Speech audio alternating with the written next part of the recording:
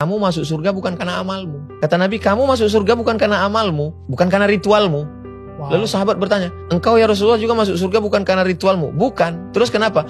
Illa ayyataghammadani Allahu birahmatih. Aku masuk surga karena kasih sayang Allah.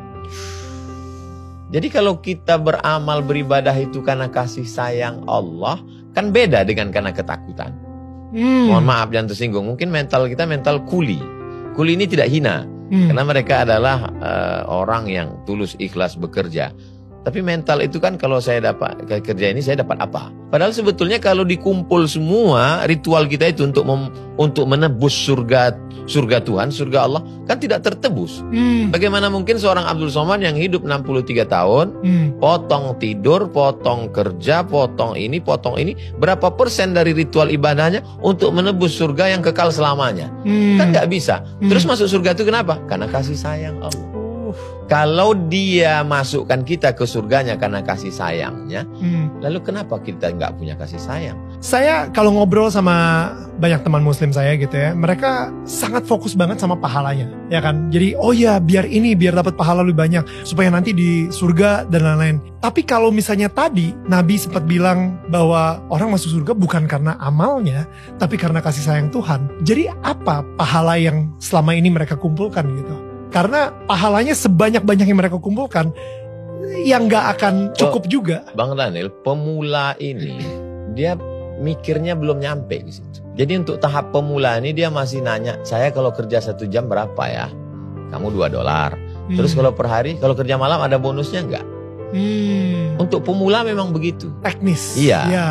Kalau dia mau jalan, dia mau mikir, mau merenung, mau belajar, nanti dia akan keluar dari lingkaran pahala itu kepada merindukan kasih sayang. Tapi karena dia jalan di tempat, keilmuannya di bidang yang lain, dia S1, S2, S3, pangkatnya naik terus dari golongan 2A, 2B, 2C sampai 4E. Tapi proses pemikiran beragamanya jalan di tempat. Anak kecil terjebak di tubuh orang dewasa, berbahaya. Kalau kamu nggak sholat masuk neraka. Kalau kamu minum masuk neraka.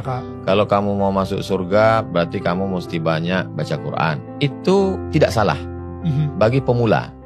Toh kita juga dulu diajarkan orang tua kan begitu. Nanti kalau kamu juara kamu dapat hadiah ini. Kalau kamu nggak naik kelas subsidi silang putus.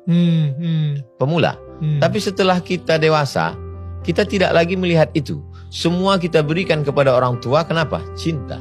Ambillah ini semua, Mak. Apa yang mau nih ambillah. Kenapa? Karena aku tidak bisa membalas sekali teriakanmu saat melahirkan aku. Jadi perlu kedewasaan. Jadi sekarang banyak anak-anak yang terjebak di tubuh orang dewasa. Cara berpikirnya, berpikir anak-anak.